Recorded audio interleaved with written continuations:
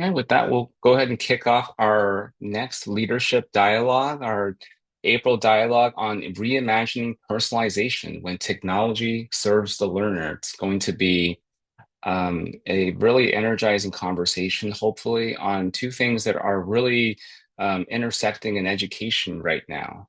The promise of personalization, leveraging both data and pedagogy and equity-centered practices in order to personalize learning for students. And then this elephant in the room, right?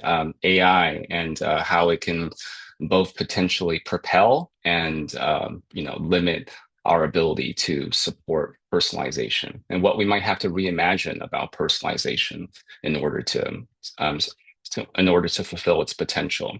So my name is Kyle Liao, and I am thrilled to be joined by our esteemed panelists today. And I'll go ahead and give myself and my co-host a quick introduction first. And our co-host Sophia will be joining us in just a minute as she's running from another meeting and as part of her day job at the NYC Public Schools Office of Student Pathways. So without, I'll jump into Sophia's intro. Sophia James is a public service leader with more than a decade of experience shaping educational policies and systems at the state and local level, currently serving in the Office of Student Pathways, where she leads strategic planning and implementation for Future Ready NYC, a citywide career-connected pathways initiative.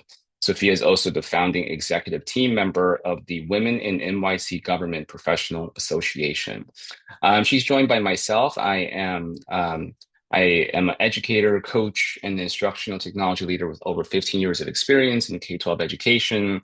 I've spent over a decade partnering with diverse schools to design and implement transformational learning experiences, supporting educators and communities to innovate practice, scale promising solutions, and improve outcomes for students. And I am going to be introducing our wonderful panelists now at this point, starting with Paul.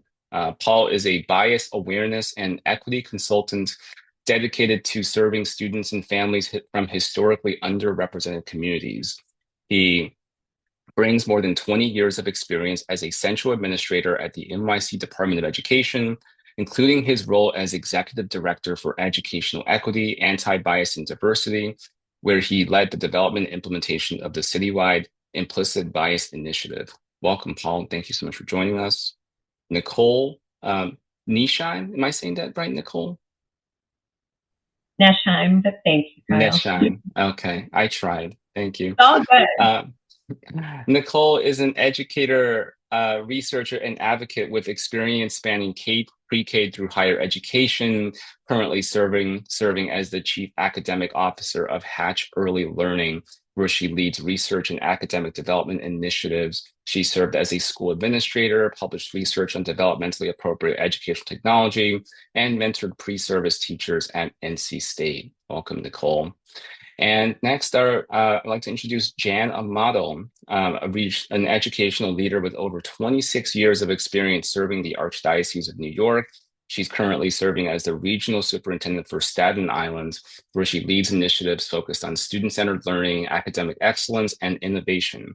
Jan began her career as a teacher and has served as school counselor, academic dean, assistant principal, and principal before being appointed regional superintendent in 2023. She's also currently a doctoral candidate focused on educational leadership and operations. And last but not least, Corey Kindelman is a education and technology leader with over 17 years of experience driving instructional improvement and innovation across K-12 systems. He began his career in the classroom. Perhaps the most brightest spot in his professional experience was joining Educate as a member of our coaching team. And he now serves as the Chief Technology and Innovation Officer, partnering with educators, communities to align technology with teaching, learning, and human-centered design. And I love that Corey included a lot of personal details in his bio, so I just have to share also that he's a father of three and a DJ with over 22 years of experience, which feels like a shameless plug for Corey's DJ services. However, I will endorse that because one fun fact is that he actually DJ'd my wedding. So I will give him a vouch for that. Welcome, Corey, and welcome to all of our panelists. Now, I just wanted to check, did I see that Sophia had come in as well? Yes. Good afternoon, everyone. I'll just be joining shortly. Oh, good afternoon, Sophia. I was just trying to find you on our panel list here. I'm going to um I don't see an option to spotlight her. Sal, are you able to support if possible to help spotlight Sophia? Maybe it's because her video is off currently. Give me one second. I'm Oh, signing in. okay. No worries. Take your time, Sophia. We had just completed our introductions and I had introduced you already. Hey, has it changed the option? Because now I am signed in. I don't see the spotlight option yet. Sal, do you see an option to be able to spotlight Sophia? I did make her a co-host. I'm not seeing another option that's alternative from it. I'm not sure if it's because of the way she logged in on it, but it should be fine. Okay. But she has co-hosting capabilities. Okay. Okay. Sophia, maybe when you have an opportunity, if you can turn on your video when you're ready, we can see if that makes Spotlight work. Otherwise, Yes, happy to have you here and thank you so much for supporting co-hosting. absolutely. Okay, so with that, actually, if Sophia, if you would like to support with moderation in terms of being able to ask our follow-up question, our first questions, I will go ahead and move into our first question and let you take over. Sure, absolutely. I'm putting on my camera as we speak. Thank you, everyone, for your patience and welcome guests and our wonderful guest speakers this evening. Um, so, sorry, I'm just minimizing all the screen pops up as you can imagine. Um, so I'm just going to provide sort of an opening frame for our discussion, for our question. So with the recent actually release of the NYCPS AI guidance, the conversation has shifted. It's no longer about whether we use AI in schools. It's about how we use it responsibly, equitably, and in service of students. Today's conversation is really about holding that tension between innovation and care and learning from leaders who are navigating it in real time. Personalized learning has been a part of education conversation for years, but too often it's been reduced to pacing, playlists, or performance data. As AI tools become more sophisticated, they offer new possibilities for responsiveness, but also new risk if personalization becomes something done to students rather than with them.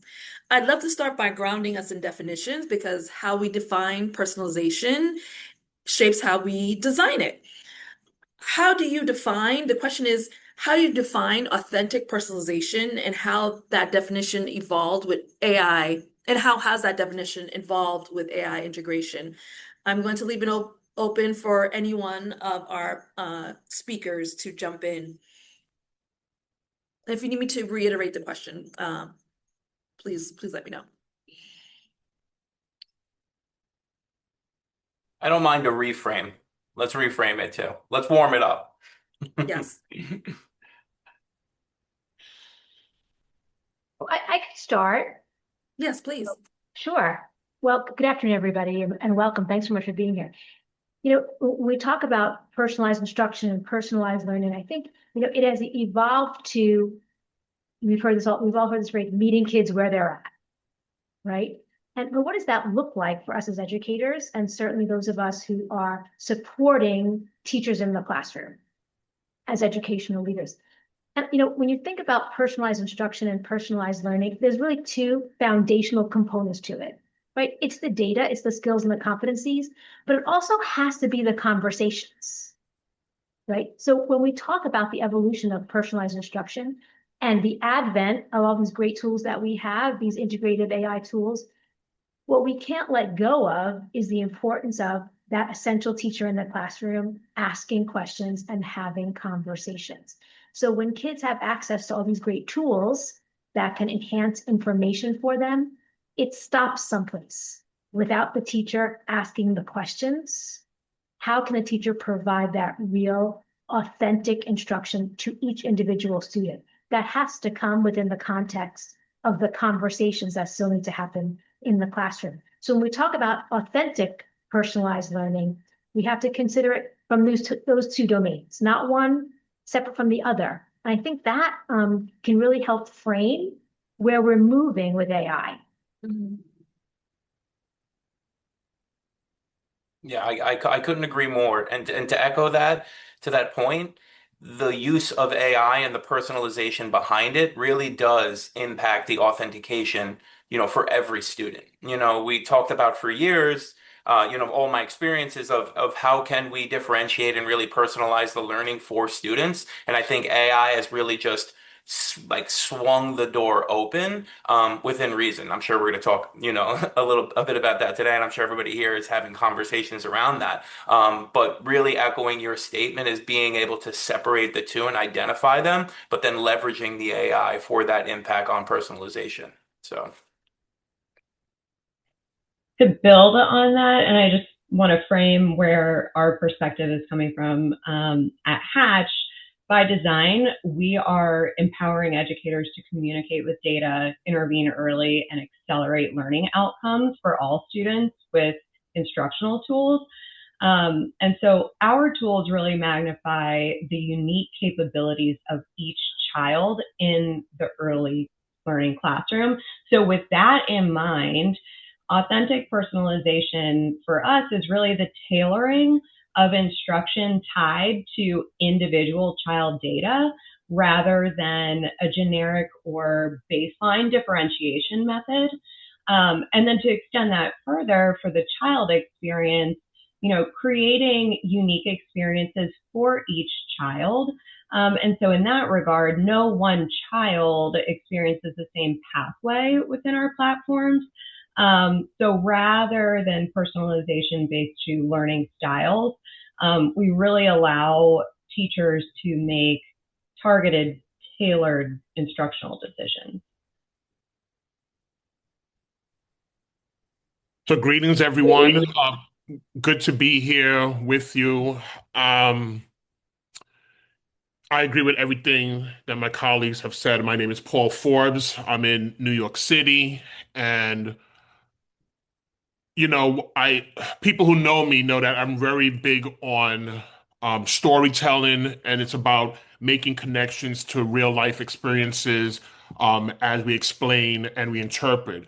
And so, as I was sitting here getting ready for this discussion, I was thinking back to why am I even here, right? So I think about the fact that um, Stacy from Educate was on a panel with me a couple months ago. We've never met in person. And then she reaches out based on a conversation that occurred in a virtual space called Zoom in these Brady Bunch boxes we are. And we, again, never met, but we connected, right? So the platform there making that happen, right? And so I come into the space and I'm like, well, first of all, Kyle, I see an email. I'm like, wait a minute, I recognize that name. Well, through social media, I'm connected with Kyle. And so sometimes he'll like or maybe dislike some of my posts or whatever the case may be, but I know him through social media. And then I come into the space, I'm like, oh, I just saw that, oh, Sophia had liked this post about this event coming on. Then I realized that Sophia is going to be a co-host. Now, why is that important? Well, I know Sophia from the DOE. No, you never disliked any. Actually, no, you've liked all of them, and I'll pay you later for that. And so I'm thinking, like, wow, okay, I'm in this space where I may not have known anyone, but we're using a platform, Zoom, virtual space to connect. But it was the personal touches that I know. It was the connections that I have to people and names that I have seen that Corey had messaged or sent a connection on LinkedIn. We probably looked at our LinkedIn pages. I mean, there's so many ways in which I'm like, oh, okay, I feel comfortable. I don't know you, but I feel like there's that connection, right? So I think about personalization and what that means authentically and genuinely. And that's again the human connection. That's that personal touch. That's that piece there. And we're using technology, right? We're using technology that helps to bring us together. And so it helps. And I want to be very careful.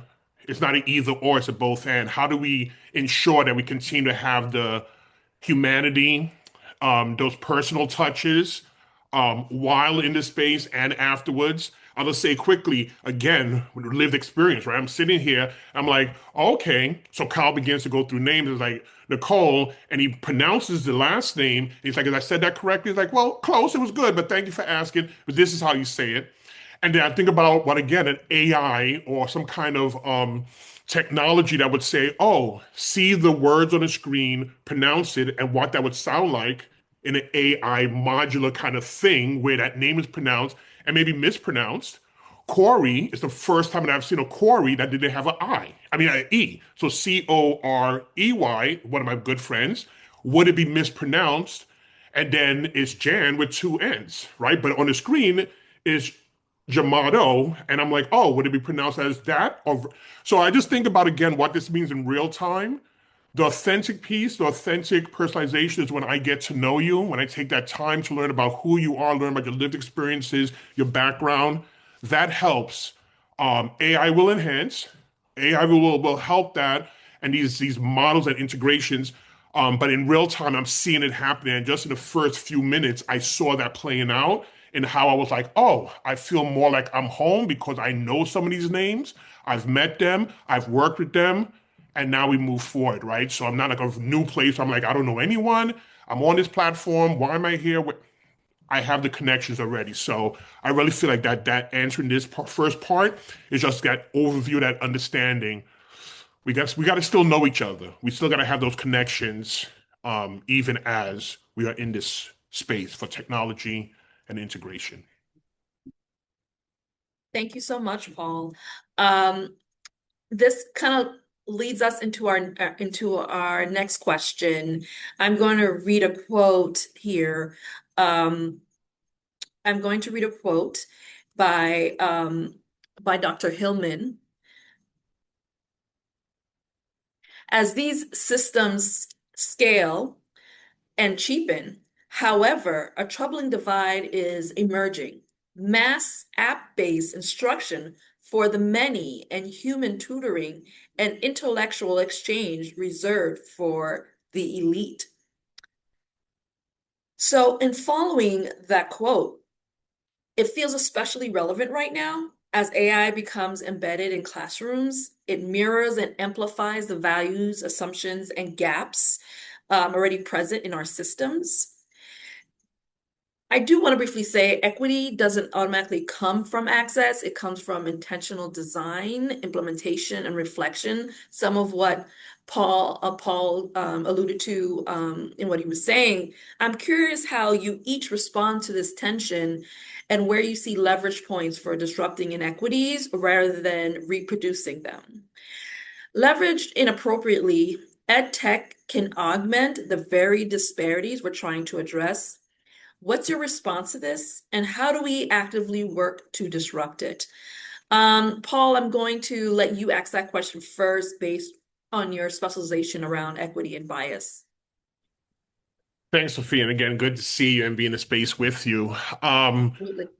I think this builds upon what I was just saying as I was responding at the end of that first question, first slide, right? The idea that, and you said it, right? The system will activate and perform, and we get the outcomes that it was designed to get, right? Oftentimes we think it's a system. I'm like, well, it's doing what it's supposed to do. We have to be very careful. The work that I do really focusing on the way in which bias-based beliefs manifest in practices, policies, procedures, behavior, and I can add AI and technology. It's technology and AI doesn't come through a vacuum and just appears and it's there. There are people who help design that, and people are the system, right? People say, oh, it's a system. Well, we are the system. We're also a byproduct of the system. And if we build a house on sand, it's going to crumble when it gets the test of times. And so what happens is, I love this quote, and I know the need for improvement and ed tech and technology, and I love that. And that's wonderful. Again, not an either on a both and. And we have to be careful because if we're not checking, if we're not having quality control, if we're not assessing, we too can perpetuate bias-based beliefs even within those systems and those structures. And so I think it's important that we realize that we could continue to widen and deepen the same gaps that we are charged to close by looking at technology and saying, but wait a minute, but the program said do this, and this says it's inherently in there if we have built it and haven't examined those who are building, right? Who is this the norm for? Um, who is still left on the side and the margins? That can still manifest even within here. So it is a great paradox, and I don't think that it's solved by simply bringing in technology or the system. It's about us taking the time to, again, examine our bias-based beliefs and then see how they manifest in these policies and these systems. Yeah, I would just say from a real practical perspective, like as district-wide leaders, Dr. Belli's point is really important to say that, as AI becomes so much more pervasive and school systems widely have to adapt and purchase, right? And purchase these different systems.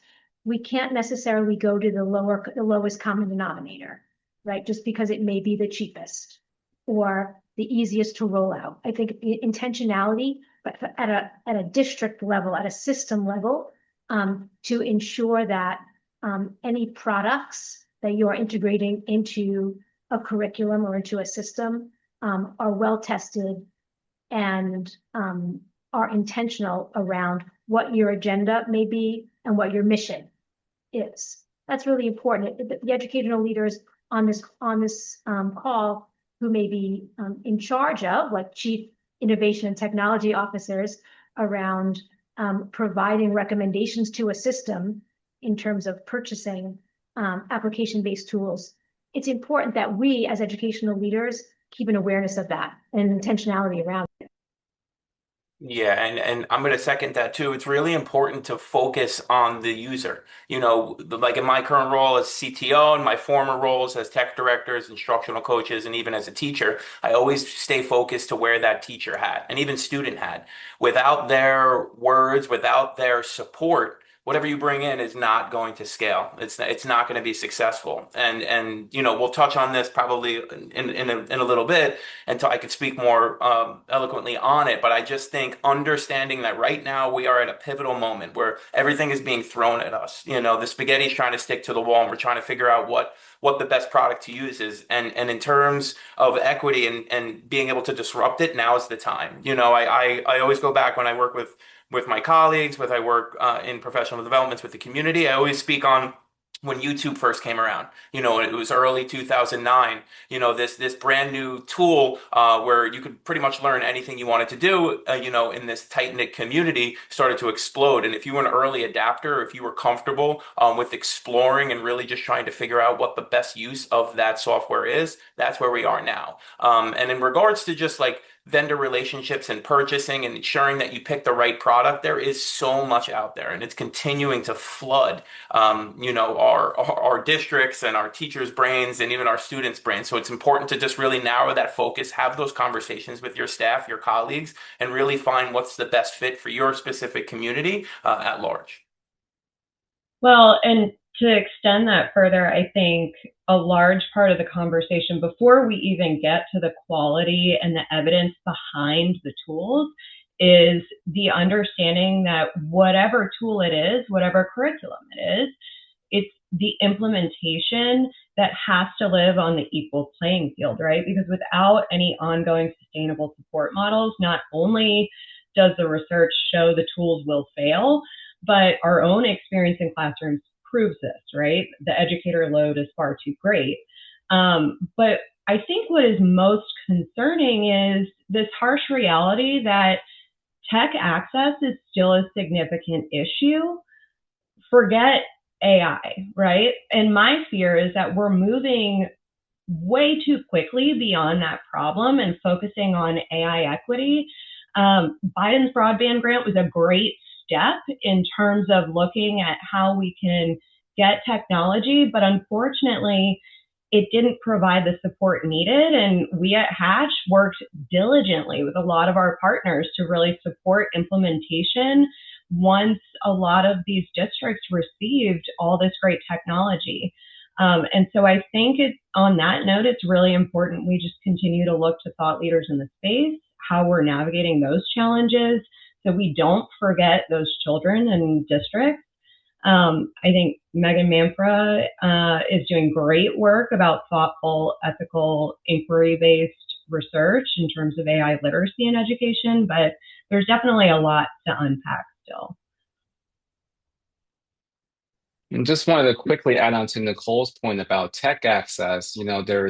There's also a digital divide where it comes to tech literacy access, right? And there is, I believe it was Pew Research that identified that more than half of U.S. schools still do not have any formal or informal AI policy in place.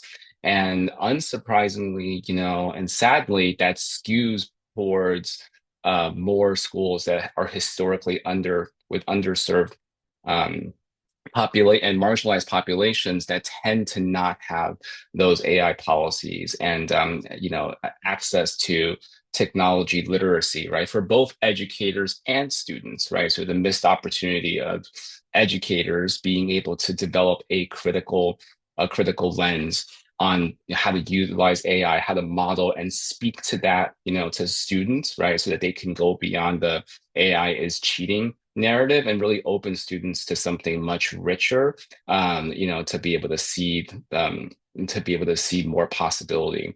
I actually just delivered a professional development session on Monday, with the school, and one teacher said, "This is the first AI PD we've ever received." And she said, "And can you please tell me finally who's answering the questions in AI? Because how do they do that? And I was like, okay, first of all, there's no wizard behind the curtain, and and second of all, it's a fancy autocomplete and all of that. But just things like that there's plenty of educators who need both the demystification as well as the real empowerment of like how to not just get started, but how to really strap into a critical seat when it comes to using AI. Sophia, back to you. No, thank you for those insights, Kyle and everyone.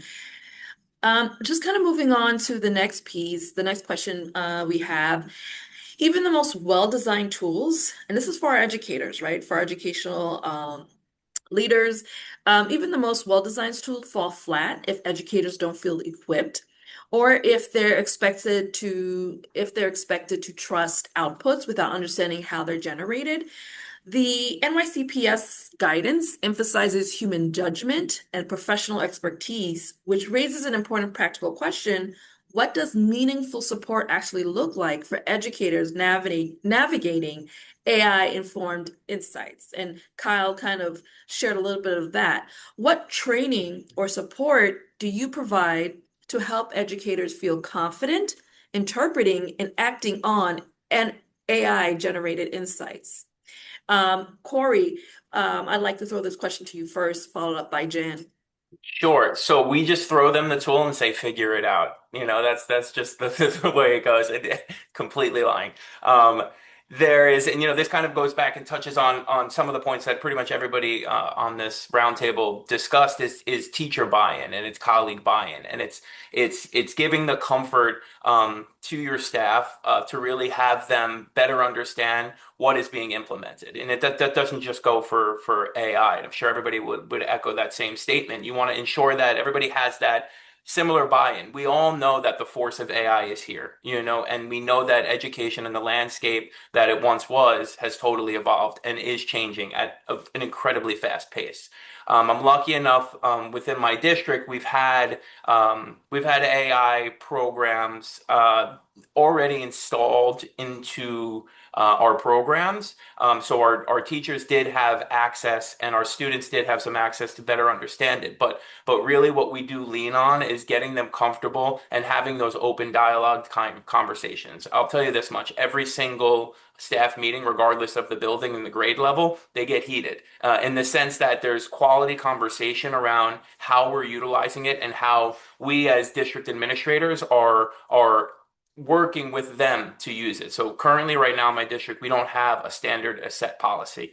And that's for pretty obvious reasons, because we do want our teachers to lean into their expertise. You know, somebody just said that we want our teachers to be professional and to really feel, you know, that their years of college and experience can go to fruition and be used within the classroom. But I'm constantly working in ways to offer, you know, generative AI educator courses. So we have a platform that we're lucky to have within the district called Kidoya. And what that platform does is it enables our staff to go through either within district created courses that I've worked on, and or ones that the company has worked on, where they could self-pace and learn new tasks and new things within the district, AI being one of them. I offer Gemini certification courses. I'm a Gemini certified educator. You know, I work to kind of stay improved and on force. So making myself available for my staff and really just offering any outside sources similar to a roundtable like this for open conversation and for those to just really have a better understanding of what is coming down the pipeline, what is here, what is your voice, how do you feel comfortable using it, and what can I do to help better support you? Yeah, I think every single person on this call, if I can see you or not, probably has a different level of comfort when they hear the words AI.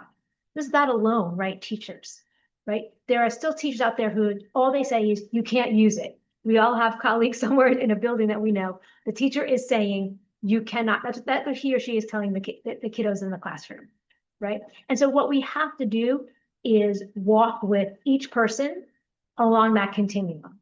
And it's incumbent upon us to do that, right? Is to not say, even to that teacher, you can't say that, but just help kind of move them, you know, with support, with some education, with really open dialogue about where we can go. You know, it's important to think about adult learners. This is something so incredibly new to them. And so we have to help them understand its value, as opposed to just saying, this is what we're doing. You know, we've all been on the receiving end of, this is the new program. We have to implement it by September. This is what you're doing. You know, if nothing else, do these 5 things. And as educators, we feel like, oh my gosh, I'm getting one more thing that's been handed to me that I must do.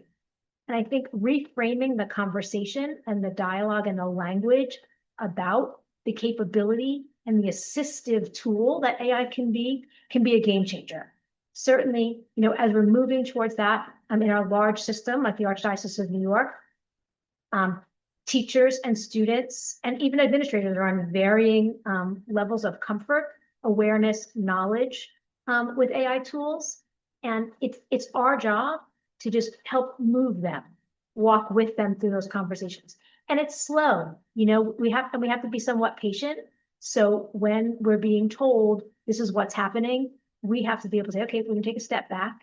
And I think our most successful teachers, I can't say schools yet, but our most successful teachers across our schools are the ones who are excited because they know they're given some flexibility and some latitude to kind of explore themselves, and then be given some really great supports, like those that Corey and those that Paul and those that Nicole, and certainly the folks that Educate can provide our teachers and our systems to kind of just move us forward a little bit. So I think in terms of a mindset shift, it's knowing that there are sustained supports, right?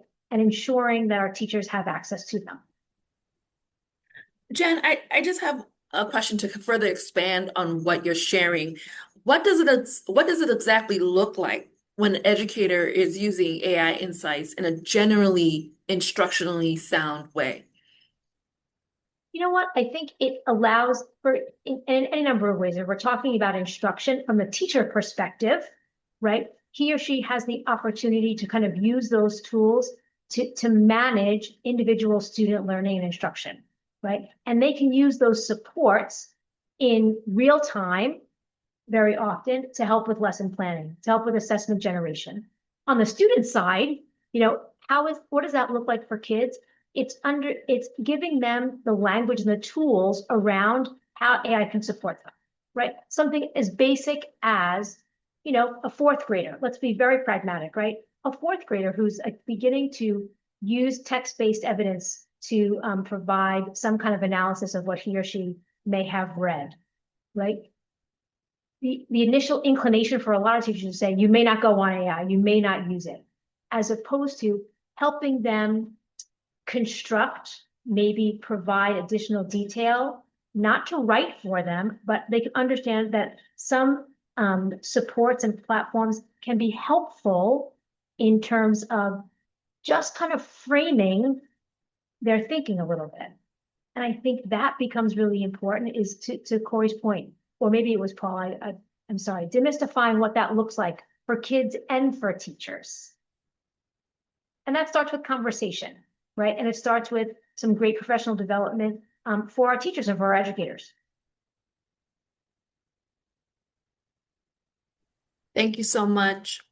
The next question I want to ask our panel is, so here's the framing for this. Relationships are the foundation of learning, and one concern we hear often is whether increased technology use risk distancing educators from students. At the same time, many educators are finding that the right tools used well can actually free up space for connection. I'd love to hear how you're thinking about protecting and deepening relationships in environments where AI and ed tech are part of the ecosystem. The question here is, how do we maintain authentic relationships between teachers and students in a tech-enhanced environment? This question can go to either Jan or Paul first, whoever wants to share first. Yeah, it's framed from what I started from the beginning. It's conversation, right?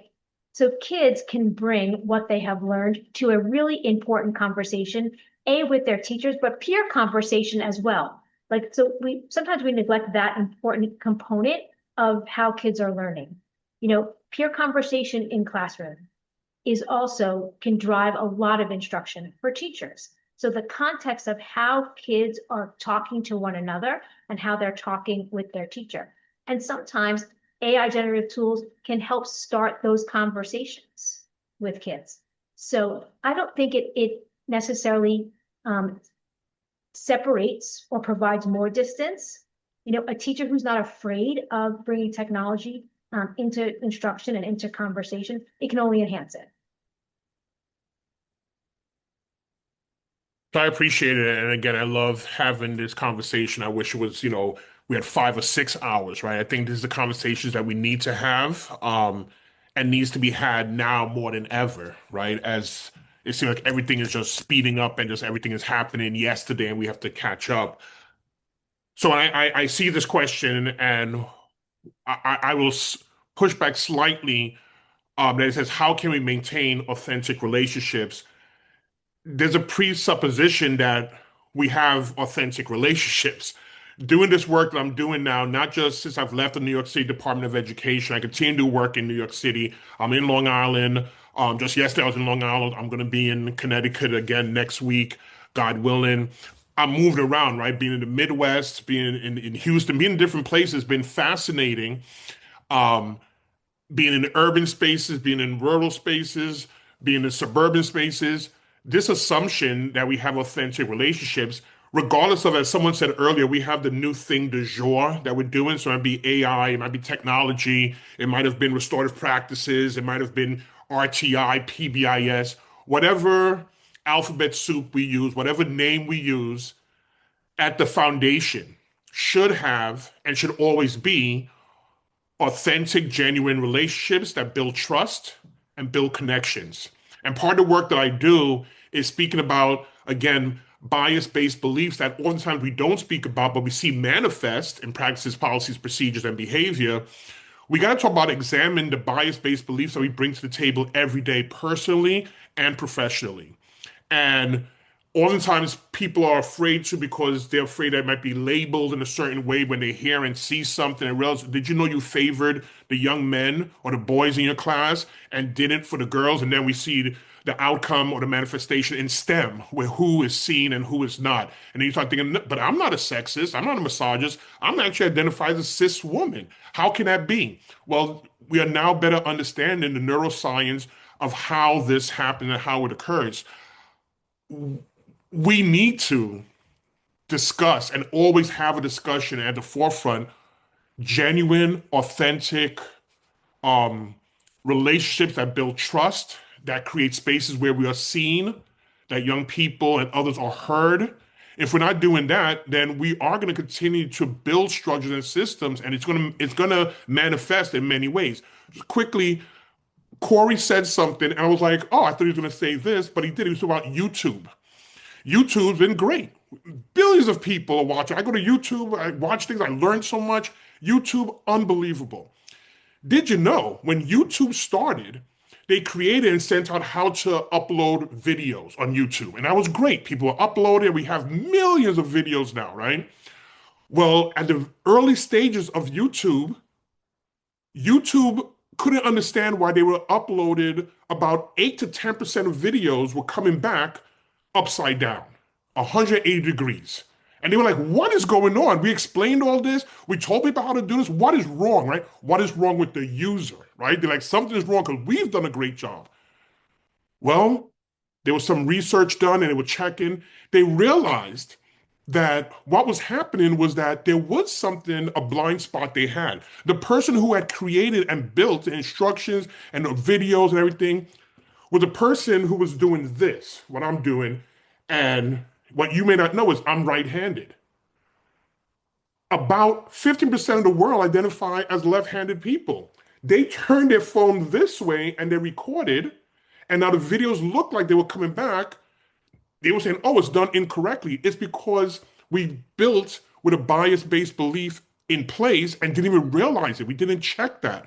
And so videos, they had to correct that and fix that, not thinking about the 10 to 15% of people in the world who do not have the norm of being right-handed. And now the video, when they heard that and they fixed it. And my thing is, if you don't know it, you don't know what you don't know. And you only know it because of relationships and conversations and connections. And now that's been correct. Now they know how to self-correct for however you record it, it will come out. But that was what they thought was a problem. It was an investigation. We just had to spend more time talking and speaking to each other because we could be norming what is the norm and not thinking about, again, who is being left out as we do this work. I love that you both are bringing up YouTube because it seems as though we can go back in time and learn so much as we've got this insurgence of AI coming up. I've been a follower of Kunya Mishra's work for 2 decades now, and so his TPAC framework, Mishra and Kohler's from '07, has really guided a lot of my work at the university with pre-service teachers and now with our Hatch education partners. And it essentially states effective teaching with technology comes from that intersection of content knowledge, pedagogy, and technology, not from one of them alone. And so that harmony is something to consider first always, right? So for example, when teaching a child to tie their shoes, right? What is the best way we can do that?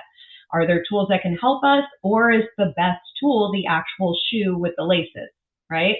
Versus, applying that framework with developmentally appropriate tools in early childhood for us, what's the best way to teach children to collaborate together when problem solving in the kindergarten classroom? Is it generating a scripted social emotional skills lesson for them to act out together? Or could we use something like Ignite Table software to create a more authentic scenario and interaction that really cultivates these skills development in authentic ways, right? So our work is always focused on what is appropriate for young children and how it supports their teachers. Is it aligned to state and national standards, to Jan's point, right? Is there evidence behind it? Will we extend teachers' impact in the classroom? And I think that's the responsibility we all have, right? Is always going in with that lens of, are we thinking about children first? Are we thinking about these outcomes? And are we supporting teachers?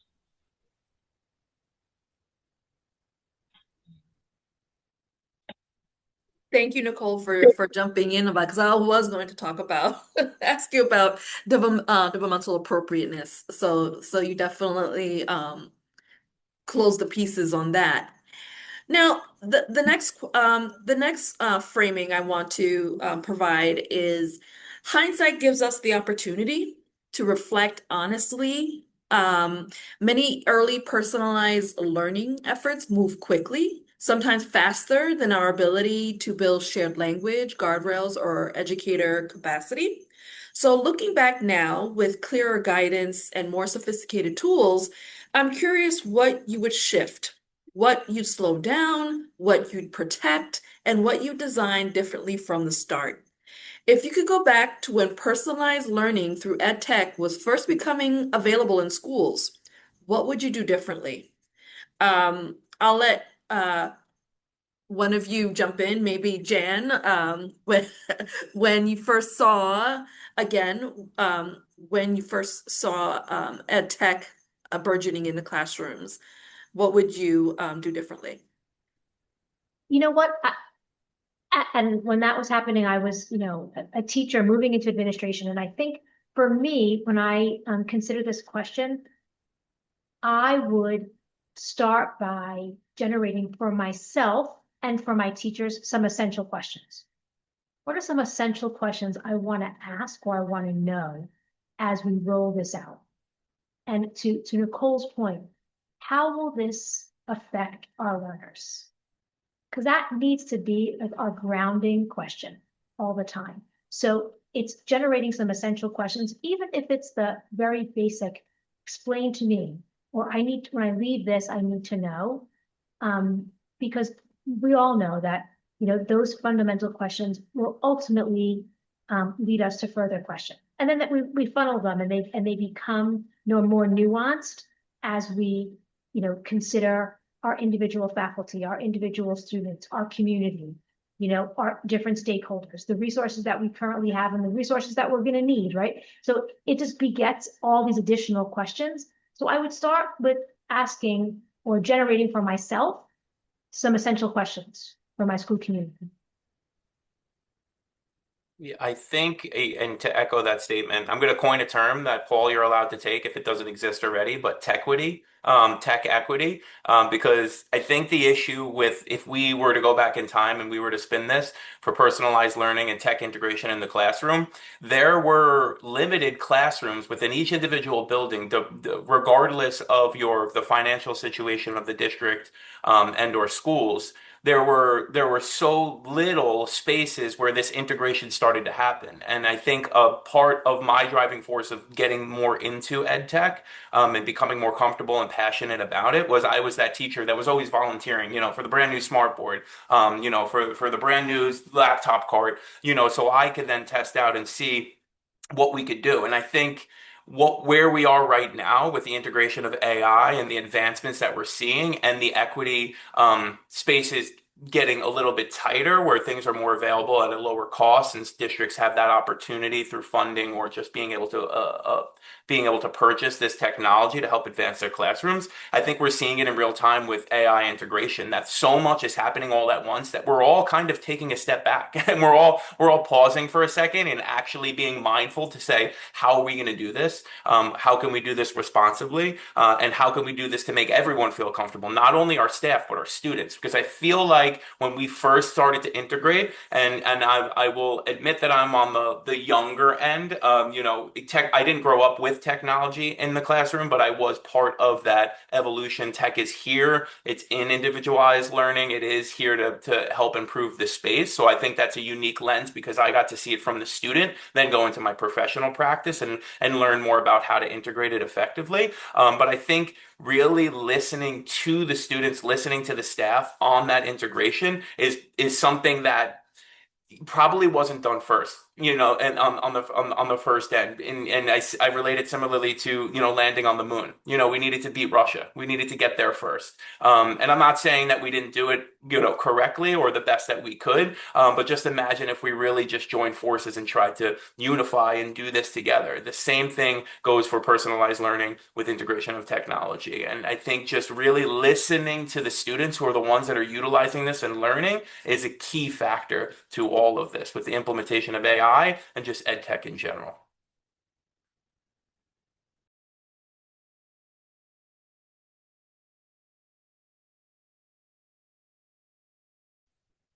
I just wanted to invite Nicole or Paul, if either of you wanted to jump on this. This is actually our culminating question. So I wanted to make sure you both didn't miss an opportunity to share your thoughts.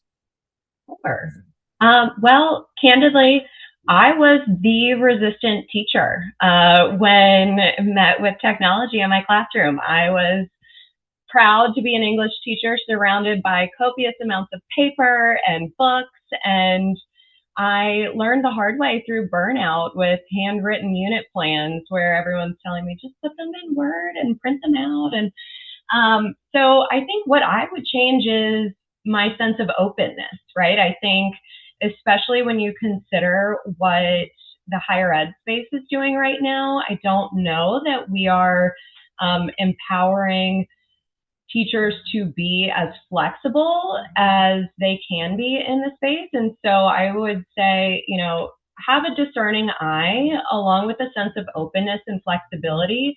And, the CETA Quality Action Toolkit, I think, is a great resource for new teachers and leaders alike to say, okay, how am I going to vet all of these tools, right? Because we all know there's a sea of tools out there and new ones pop up every day.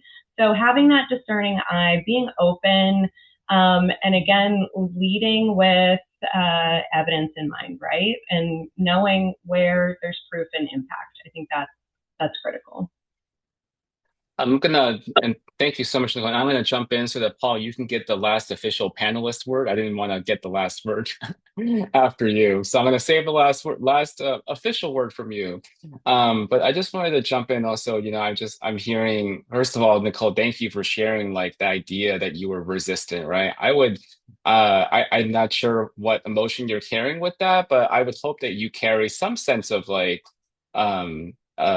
of like honoring, right, of what that feeling was, because there was something good, right, really in that, like that instinct, right, to want to keep things as paper bound as possible. And Jan and Corey, you're both talking about like helping teachers be as comfortable as possible, walking with them to help them be comfortable. But what do we also do with the discomfort that is there, right? And at least in the US, there is a lot of discomfort with AI. I mean, I'm just doing a quick search of the different latest polls, and one of the more favorable polls, this is more favorable, showed that 46% of Americans have an unfavorable view, right, of AI and its potential, and think the risks outweigh the benefits, right? That's almost half of general population, right, that have unfavorable view. So what do we do with that discomfort in the AI workshops that I often deliver, and that we are intentional about creating this what we call restorative space around AI, because when we ask people, how do you feel about AI, what are you doing with it, inevitably you're going to get somebody who says, I'm actually a little nervous about it, or actually, don't feel so rosy about what I think it's doing to education or to cognitive development.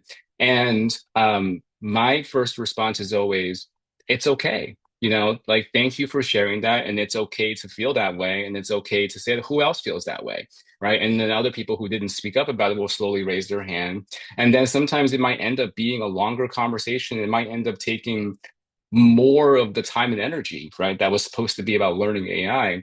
But I think there's real value to letting that discomfort come out and letting people really like be able to feel it, to wrestle with it, perhaps for the first time in this authentic way with other people, with their peers, and then be able to explore through that fear okay, well, what would it take, right, for this to really work for me?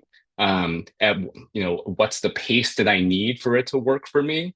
And maybe I'm not ready for it to work for me, and maybe that's okay, right? So I also just sit with that, like, with all of these advents of technology, what do we do with the discomfort that's happening at every wave, and how do we honor it as we also seek to walk along with it?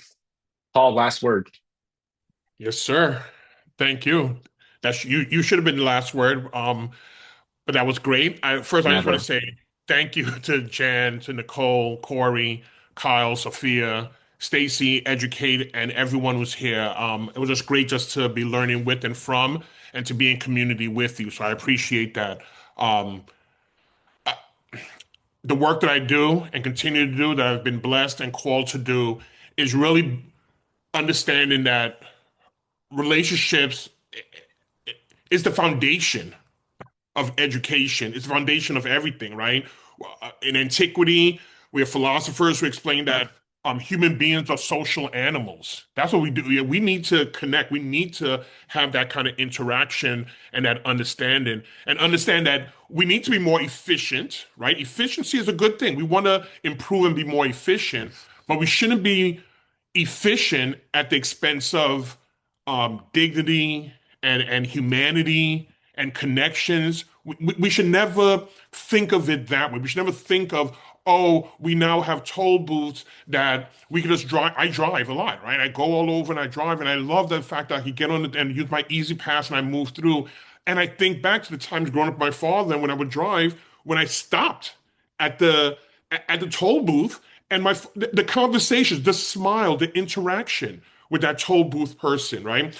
The toll booth said, "Hey, you might want to stop at the next rest stop because rain, and I see the clouds gathering. There's storms ahead." Right? And just that, oh, we made the wrong turn. Oh, you know what? You could turn around, move the cones are there, go through the cones and come back the other way, or go to the next exit. That won't happen when I'm using the Easy Pass 70 miles an hour going through it. It's great. I like it, moving a little faster, getting to where I'm going, but we're losing something. I keep saying it's not an either or. And so this idea of us just coming together and getting to know each other, right? I want to use the efficiency of, I love that I didn't have to fly. I mean, I would have loved to come and be in person with you. But one of the things with the pandemic was we can still connect. They're saying social distancing. No, we're physically distant while we continue to be social. And that for me, and what this technology has done, is help me, whether it's Teams or whether it's Google or whether it's Zoom, whatever. I learned a lot to help me to connect with folks in Australia and connect with folks on the West Coast while I was sitting here on the East Coast. Okay.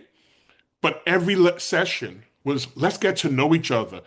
And so for me, let's not, if Nicole is sitting in this space and technology introduced us and her name was mispronounced, that might cause harm. And the Kyle was able to say, can you help me to make sure I said it correctly? And she say, I appreciate you doing that. That may not happen with the efficiency of a thing that spoke and said that based on what they saw. But because of the humanity, we could say, hey, help me understand. Can you correct me? Can you just, technology can't replace that, should not replace that. That's the human interaction and the connection. So efficiency matters, but not at the expense of my humanity and my dignity and who I am and what I bring every day. Again, I'm grateful I could be in this space. I look forward to continue to learn with and from you. So thank you all. Appreciate it. Thank you, Paul. Thank you to our panelists. As we transition to our closeout today, just again want to give a huge thank you to all of our panelists. Thank you to Sophia for your wonderful co-hosting and moderating us through a powerful dialogue. And just thank you to everyone for your various perspectives. This is that funny thing about these leadership dialogues, right? Right at the end, you're like, hey, let's all meet up for dinner sometime because now we're all friends. But hopefully I truly felt a sense of connection, and hopefully you all did as well. We, as part of the follow-up to this leadership dialogue, we will be sharing the recording with all folks who and engage with our ongoing campaign to share this content out, as well as who registered. So look for that in your inboxes. And we'll also be sending you an invitation to complete our innovation spectrum self-assessment. I actually will go back to what Nicole said.